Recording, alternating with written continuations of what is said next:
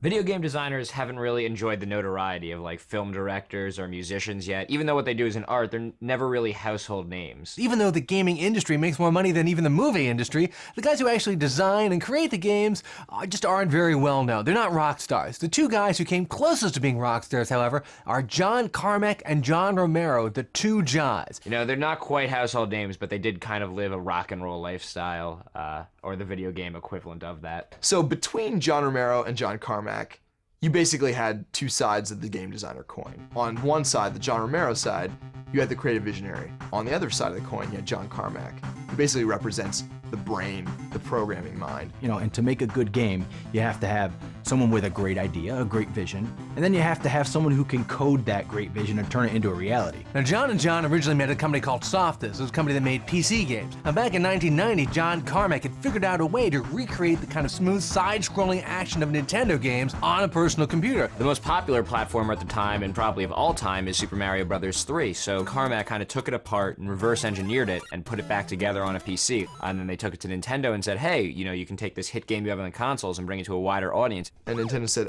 yeah, thanks, and they just closed the door in their face. I mean, Nintendo had no intention of taking its games off of its systems. It's not a complete loss, though, because they take the technology they've developed and create Commander Keen, which was the first 2D scrolling platformer for the PC. So then the two Johns took their Commander Keen money and started their own company. They called it id Software, and they started playing around with 3D stuff. They had Catacombs 3D, Hover Tank 3D, stuff that was really just a toe in the water of modern 3D gaming. They were both exercises that were leading up to something much bigger, which they completely dropped on the world in a big way in '92 with Wolfenstein 3D. Catacombs and Hover Tank are great, but Wolfenstein takes what they've learned from those games, improves on it, and then puts it in this Nazi-killing shell, and it's just a huge hit, and everyone can't get enough of it. Back then, the concept of having a first-person point of view, of going through a 3D maze, of having different weapons, of fighting vaguely realistic characters, even speech synthesis, this was all brand new stuff, and it spawned a billion-dollar industry. It single-handedly established the first-person shooter genre. You know, you're hunting down Nazis in this like mystical quest, just this ridiculous, over-the-top, but like balls-out, pulp novel-inspired story that Romero brought to the table. Also started to lay a framework for what the basic story types and what the basic vernacular of the first-person shooter was going to be. Wolfenstein's not the original first-person shooter, but Mario's not the original platformer. But they're the games that kind of define the genres and set the rules. They're milestones. So these guys worked really well in tandem, but the world hadn't seen anything yet from them, because the next year was when they finally dropped Doom. In Doom, you're a nameless space marine on Mars who has to fight the bad guys who come out of a portal from hell.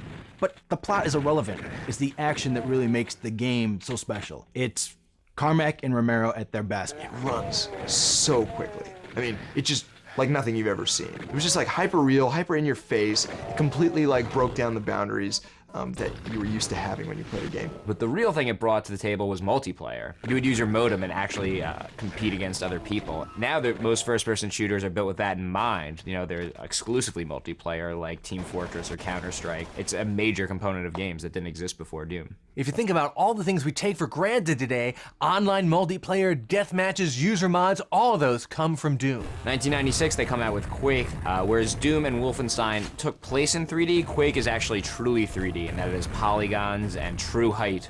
They really went all out. Romero, again, brings his distinctive aesthetic to the table, brought Nine Inch Nails' Trent Reznor to design the sound, creating level design and just an unbelievable sense of scope that you've never gotten in a game. By this time, in 1996, the two Johns are living the rockstar life. They're millionaires, big mansions, they have matching Ferraris. You know, and why shouldn't they? Their products are in the hands of millions and millions of consumers. Romero and Carmack became two of the biggest names gaming had ever seen. They were these dynamic guys, highly egotistical, who flaunted their success. They've made the most successful computer games of all time, and they've become rich from it.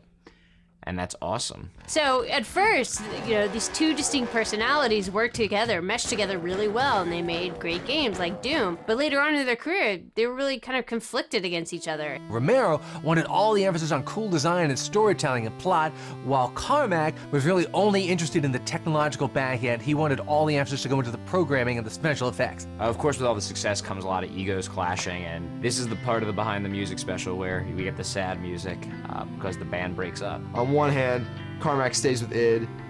The other, Romero, goes off to start what he promises is going to be a company that will radicalize the gaming industry, Ion Storm. He set his company up on the 54th floor of the prestigious JP Morgan building in Dallas. They had a big movie screening studio in there. They had a huge 10-foot wide marble version of their logo right when you walked into the office. They had arcades. They had solid oak furniture. Their offices are a tribute to excess. Once Romero was free of id, he focused all his attention into Ion Storm and one game in particular, Daikatana. So Daikatana was supposed to be John Romero's dream vision of the perfect video game. If Quake had 7 weapons and 10 different monsters, well then Daikatana was going to have 25 weapons and 64 monsters spread across 4 different time zones. He focuses on this excess in the way he makes the company, but also in his games. And instead of doing something new, he just makes it bigger. Instead of 7 weapons, there's 100 weapons. But that's not what makes the game good. I mean, if you look at Portal's a game with 1 weapon. It's not about having just 1,000 minor variations on a machine gun. And he kind of loses sight of that. So for Daikatana, the hype machine was in full effect. Romero was in Time and Newsweek talking about the game.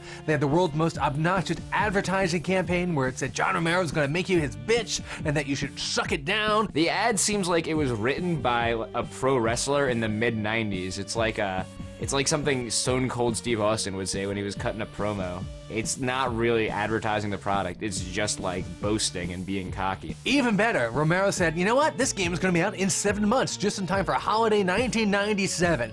Back over at id Software, Carmack goes, that's crazy, and he gets to work on Quake 2, which actually will come out that year. Yeah, too bad the game didn't come out in Christmas '97. In fact, it took another 3 years for the game to come out. So by the time Daikatana does come out 3 years later, what happens? Quake 3 is out.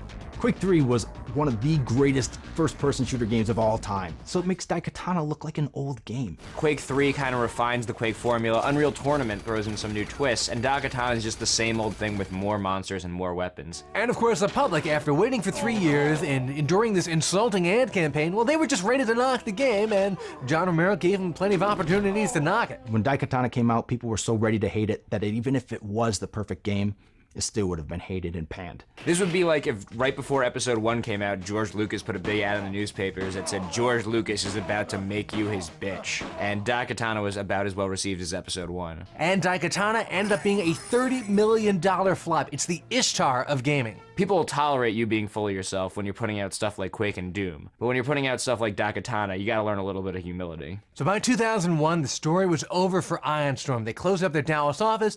John Romero left his head hanging in shame. Now since then, he's kind of hung around the periphery of the game industry, consulting on a couple of games here and there, but not really doing anything that notable. Recently he was working on some mobile games. He worked at Midway for a brief stint working on the last iteration of their Gauntlet game. But nothing that really lives up to the legacy he established with Doom, Quake, and Wolfenstein. So John Carmack is still at id, still cranking out sequels to Quake and Doom every couple of years, and the games are fairly well received, and Carmack has continued to make progress in better graphics and new technology behind shooters. But without John Romero, the yin to his yang, it's like breaking up John Lennon and Paul McCartney. They continue to do some good stuff, but they don't have the same magic they did when they were together. So a lot of these stories you hear about, great partnerships splitting up, they usually at least talk in the end, but the two Johns don't talk. We anxiously await the day where Romero will triumphantly return and once again force us to suck it down.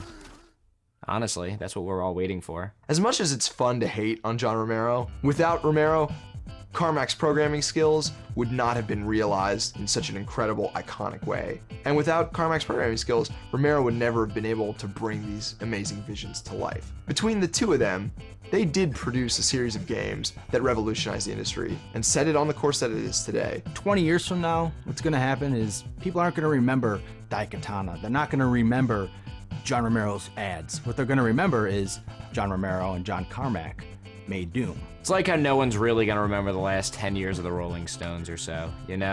They released Sticky Fingers, and they're still going to be known for that to 50 and 100 years. Eva, auf Wiedersehen.